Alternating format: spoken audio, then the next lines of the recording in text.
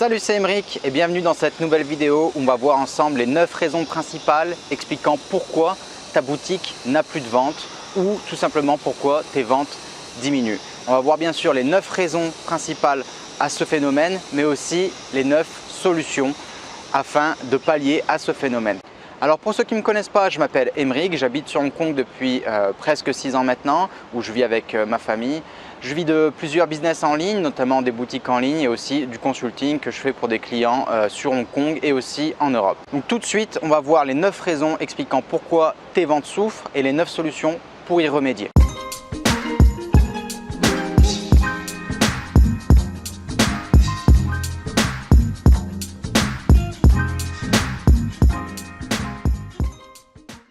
Donc la première raison, et qui est l'une des raisons les plus on va dire communes que je vois et les plus récurrentes, c'est un problème avec ton compte publicitaire, que ce soit sur Facebook, sur Google ou sur Bing. Tu peux avoir un problème de l'ordre administratif, on va dire par exemple un problème de paiement. Je t'en parle parce que ça m'est arrivé il n'y a pas très longtemps justement, où j'ai le plafond d'une de mes cartes de crédit qui a été atteint concernant donc la pub Facebook, et je me suis rendu compte que donc en me réveillant le matin que j'avais beaucoup moins de ventes que d'habitude. Mes ventes avaient pas mal souffert, donc j'ai regardé ce qui se passait sur mon compte et j'ai vu que le paiement n'était pas passé, donc Facebook avait arrêté de diffuser mes pubs. Malgré tout, j'avais quand même mis en place des systèmes de paiement, donc des méthodes de paiement backup, donc d'autres cartes de crédit afin que ces cartes de crédit prennent le relais au cas où une carte de crédit justement atteint le plafond. Et je ne sais pas pourquoi, Facebook a supprimé ces cartes de crédit de mon compte. Donc en gros, j'avais plus de carte de crédit afin de récupérer le paiement. Du coup, plus de paiement, donc plus de paiement, plus de pub, tout simplement. Donc le problème de paiement, c'est quelque chose à vraiment faire attention. Il faut toujours regarder ça, avoir plusieurs cartes de crédit si possible sur le compte, comme ça s'il y en a une qui fait défaut, l'autre peut prendre le relais. Ok, donc ça c'est le premier point. Le deuxième point, ça peut être que tes pubs ont été désapprouvées par Facebook. Ça m'est arrivé aussi il n'y a pas longtemps où j'ai donc un modèle qui fait la promotion d'un produit. Ce modèle est habillé en chemise, etc. Enfin, c'est une personne totalement normale. Et Facebook a donc désapprouvé cette publicité, disant que en fait, donc, la raison était que la personne mettait en avant un physique parfait et que donc c'était interdit, alors que bon, c'était pas du tout le cas. Donc du coup, ce que j'ai fait, j'ai demandé à Facebook de revoir manuellement cette publicité qui m'ont approuvé par la suite. Et sur Google, donc, ou même sur Facebook, ça peut être la même chose. Ça peut être parfois donc une image qui est un peu trop, on va dire, provocatrice ou olé olé qui peut se faire donc bannir. Ou tout simplement aussi votre texte qui contient trop de ponctuation, trop de symboles spéciaux, trop de majuscules aussi. Sur Google, ça arrive assez régulièrement. Et puis voilà, d'autres raisons comme ça. Donc regardez toujours le niveau d'approbation de vos pubs. Il se peut que parfois, sur certaines de vos pubs, vous allez voir un petit drapeau rouge ou un petit logo rouge à côté qui va vous expliquer la raison pour laquelle votre pub a été désapprouvée. Il y a un oiseau derrière qui s'éclate là, donc c'est bien, au moins je ne fais pas la vidéo tout seul. Donc voilà pour le premier point, rajoutez toujours des méthodes de paiement additionnelles, hein, il vaut mieux prévenir que guérir. Et le deuxième point, faites attention aux règles imposées par les réseaux publicitaires comme Google, Facebook, etc. Respectez leurs règles, même si parfois c'est bête et méchant. Essayez pas de les contourner, ça va vous retourner donc à la figure. Donc voilà, suivez toujours les règles et n'essayez pas de tricher ou quoi que ce soit. La deuxième raison la plus fréquente que je vois, c'est tout simplement un problème de performance au niveau des pubs. Donc c'est des personnes par exemple qui vont créer des pubs sur Facebook ou sur Google. Ces pubs vont bien fonctionner au début, elles tournent bien, etc. Il y a un bon taux de conversion, le coût par conversion est assez faible, etc. Et puis les gens voient que voilà, ça se passe bien, la pub tourne bien, donc ils l'abandonnent un peu, puis ils ne la regardent plus au niveau des performances. Et ça, c'est une grosse erreur. Pourquoi? Parce que parfois, voilà, il va y avoir en fait, on va dire, le niveau de concurrence sur un mot-clé ou sur un certain type d'audience pour Facebook par exemple, qui va donc s'intensifier et les performances de vos pubs vont diminuer. Donc il faut toujours regarder un petit peu et suivre les performances de vos pubs. Même si au début une pub fonctionne bien, il se peut que quelques jours après, elle ne fonctionne plus pareil. Donc il faut toujours l'optimiser, que ce soit en termes des enchères, donc pour Google ou pour Facebook si vous faites des enchères manuelles, ou en termes de budget pour Facebook, pour les ads automatiques. Voilà, vous pouvez augmenter ou réduire le budget de vos pubs afin de les optimiser. Il peut y avoir aussi une augmentation de la concurrence. Au début, vous êtes par exemple l'un des seuls à miser sur un mot-clé ou à faire de la pub sur une certaine audience, et puis tout d'un coup, il va y avoir d'autres concurrents qui vont se joindre à la fête et puis qui vont aussi donc miser sur le même mot-clé ou sur la même audience, et donc bien sûr vos performances vont en pâtir, c'est normal. Et enfin, le dernier point, c'est que parfois vous avez pu faire tout simplement une mauvaise manipulation. Ça arrivait à un ami à moi il n'y a pas longtemps qui avait une pub Facebook qui tournait très bien et qui l'a supprimée par erreur. Donc c'est pour ça que je dis toujours à mes étudiants et puis à mes clients, ne supprimez pas vos pubs, que ce soit sur Facebook, Google ou ailleurs. Mettez-les en pause. Pourquoi? Parce que si vous avez fait une erreur, vous pourrez toujours récupérer la pub en pause. Tandis que si vous la supprimez complètement, c'est fini, voilà, elle disparaît, vous n'aurez même plus accès à ces données, aux statistiques, etc. Donc c'est quand même dommage.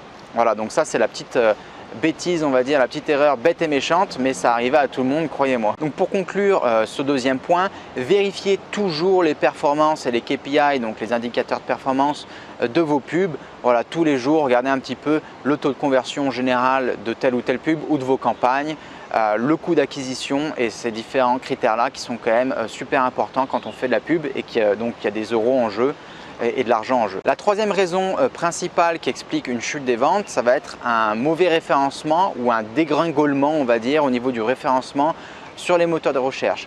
Pourquoi? La plupart du temps, c'est pour deux raisons. La première étant que la personne utilise des techniques black hat SEO, ce qu'on appelle, donc c'est des techniques illégales en termes de SEO. Donc Google, quand Google va s'en rendre compte, ils vont vous pénaliser.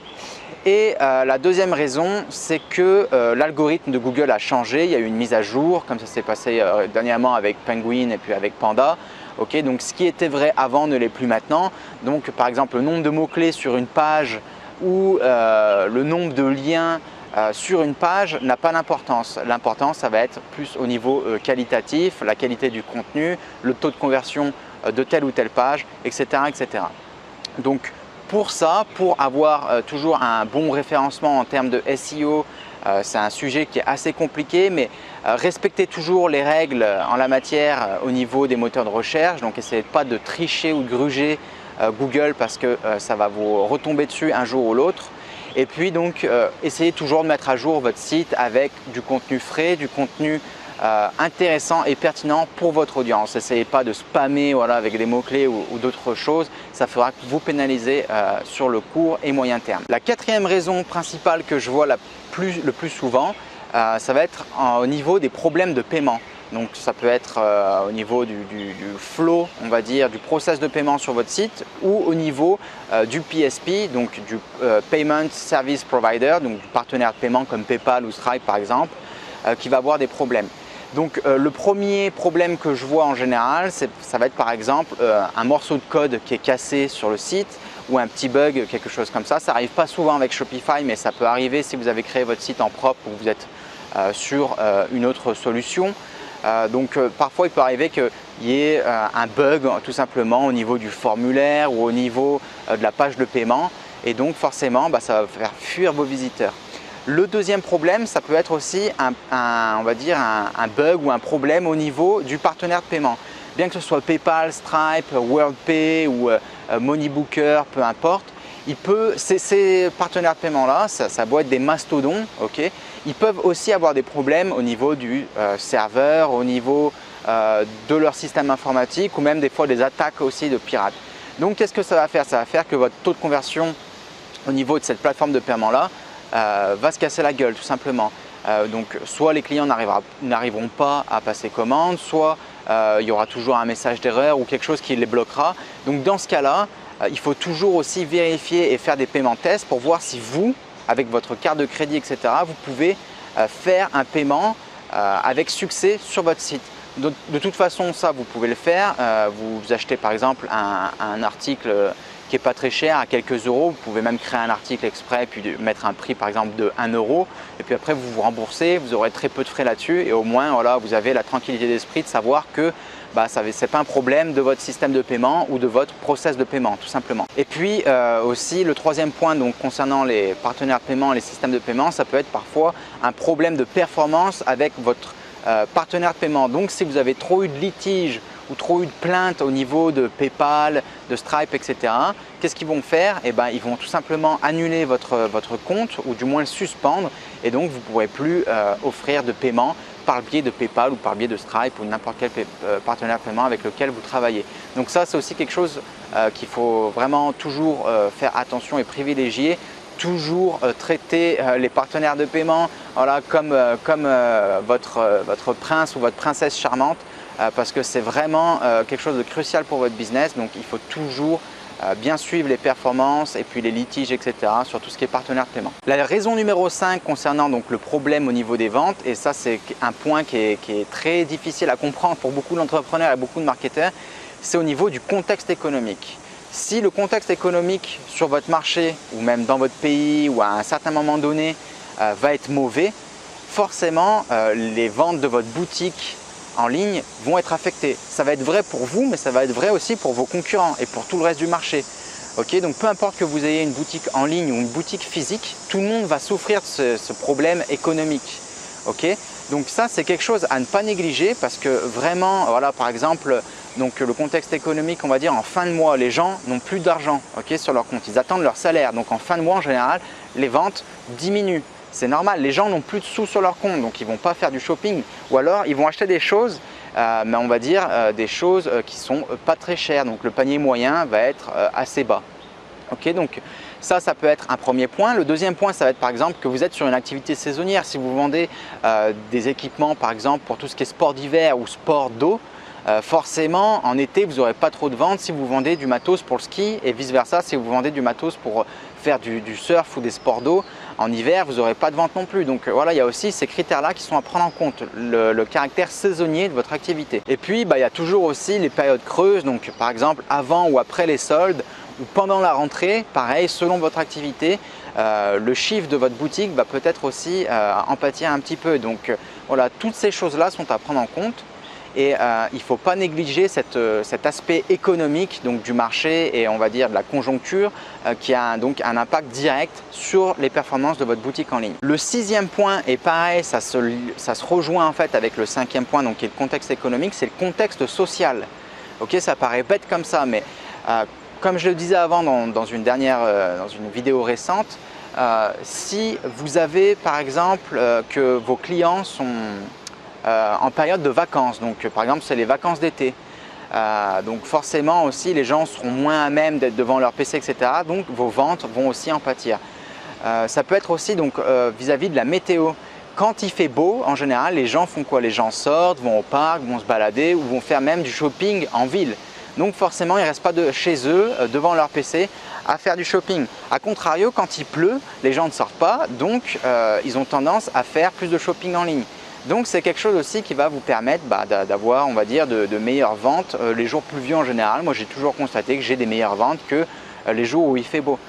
Il y a aussi en général tout ce qui est week-end ou jours de fête. Donc par exemple, on va dire les jours fériés. Ça peut être aussi par exemple quand il y a un événement sportif ou qu'il y a un événement un peu, on va dire, un peu triste qui se passe, comme par exemple un gros accident ou des attentats ou des choses comme ça, ou même des élections politiques.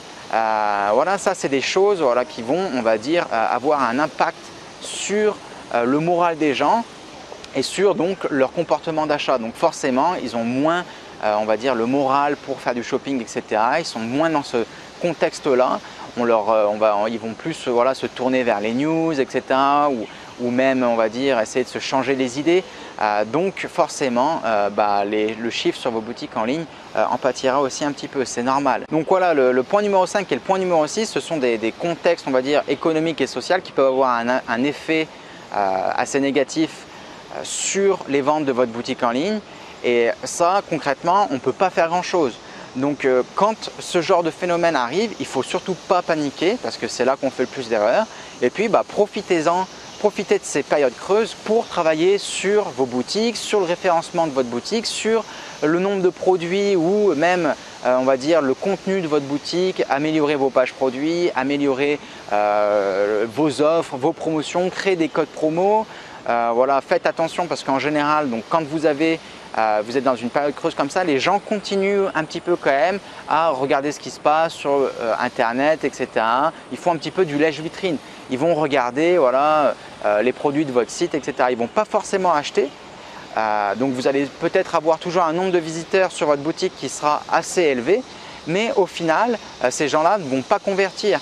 C'est pas grave parce que ces gens-là sont venus sur votre site. Donc si vous avez mis les outils en place afin de récupérer leurs emails, afin voilà, de les faire revenir sur votre site, que vous avez une bonne stratégie de retargeting, etc. Les gens qui viennent sur votre site, même s'ils n'achètent pas aujourd'hui, ils achèteront demain ou dans 48 heures ou la semaine prochaine, etc.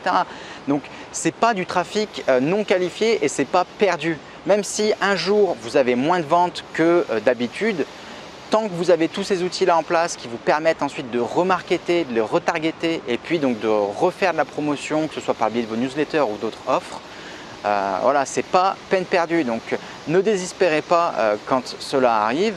Et au contraire, profitez-en pour bosser sur la stratégie de votre site et puis sur tous les points que vous avez tendance peut-être à négliger quand vous êtes un petit peu à la bourre et que vous avez pas mal de ventes, etc. ou vous vous concentrez sur d'autres aspects. Bah là, voilà, pendant ces périodes creuses, profitez-en pour améliorer un petit peu l'aspect général de votre boutique et puis différents critères comme ça. La 7e raison qui peut affecter des ventes et que je vois souvent, c'est un problème de réputation. C'est des gens qui ne font pas attention aux commentaires sur les réseaux sociaux ou aux avis clients qu'ils vont avoir suite aux expériences de leurs clients tout simplement.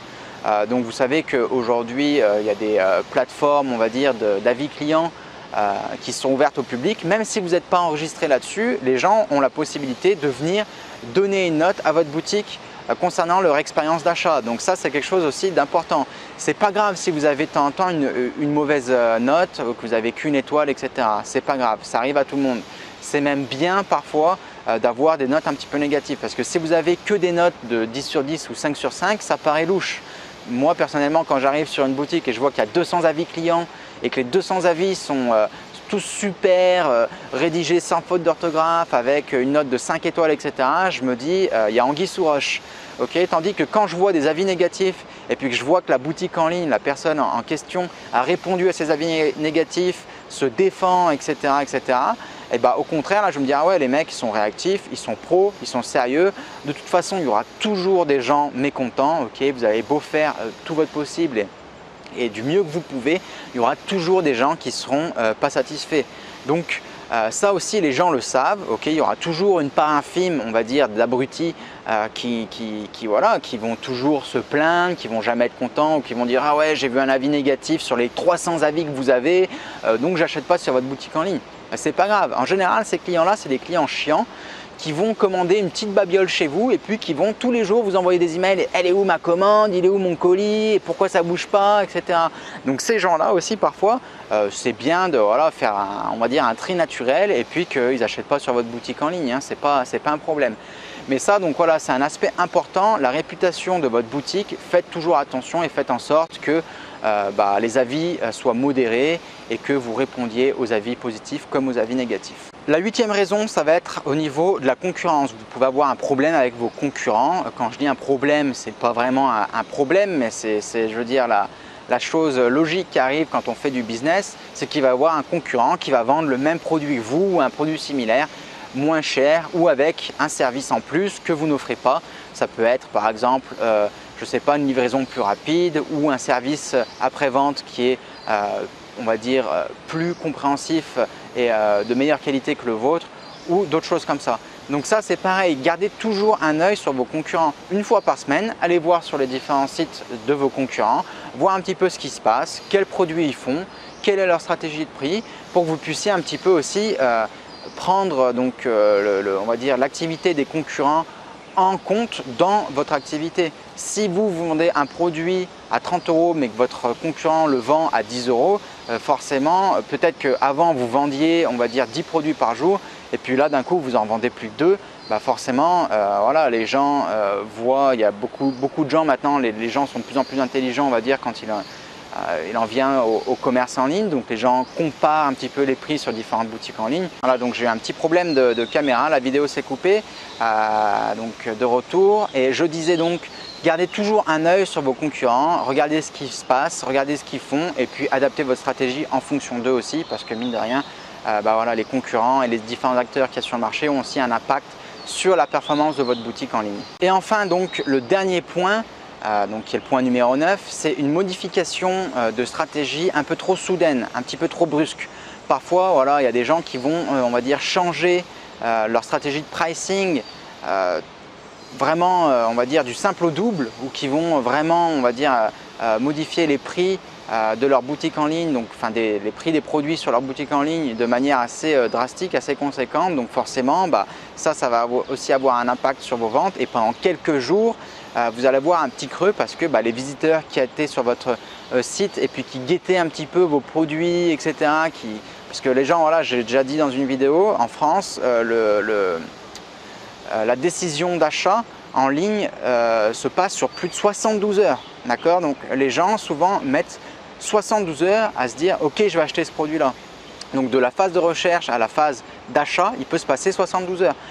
Donc forcément, quand vous changez le prix, les gens qui étaient avant, qui regardaient le prix d'un produit, d'un coup ils voient que le prix a augmenté, ils ne vont pas acheter. Donc voilà, il faut que on va dire que le cercle recommence, et puis que vous allez avoir des nouveaux visiteurs qui vont arriver, qui vont voir ce prix-là, qui n'étaient pas au courant du prix d'avant. Et donc du coup, pour eux, ça va leur paraître comme le prix normal. Tandis que pour les autres clients, non, ça aurait été un prix qui était plus cher qu'avant. Donc voilà, ça aussi, ça peut être quelque chose en termes de prix qui peut affecter bien sûr vos ventes. Et puis aussi tout ce qui est stratégie sur votre boutique en ligne, ça peut être changement de couleur ou un changement de design, changement de la manière de communiquer, etc. Donc tous ces changements stratégiques un petit peu, on va dire, des changements de fond, et même sur la forme, donc comme je disais en termes de design ou la couleur ou des choses comme ça, peuvent aussi avoir un impact sur la performance de votre boutique. Donc quand vous faites des changements, ce n'est pas un problème, il faut faire des changements, il faut que votre boutique évolue, etc., que votre stratégie évolue. Internet et puis en général vos marchés et puis les concurrents, les acteurs qu'il y a sur le marché évoluent tous très vite, donc vaut mieux pour vous que vous suiviez.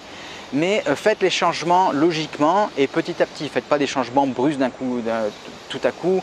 Changez le nom de votre boutique, changez le thème, changez le design, changez les prix, etc. Parce que voilà, ça fait trop de changements d'un coup à digérer pour les visiteurs. Donc ça, c'est quelque chose aussi qui peut affecter vos ventes. Voilà, donc pour conclure, quand vous avez on va dire des réductions de ventes sur vos boutiques en ligne, ne paniquez pas.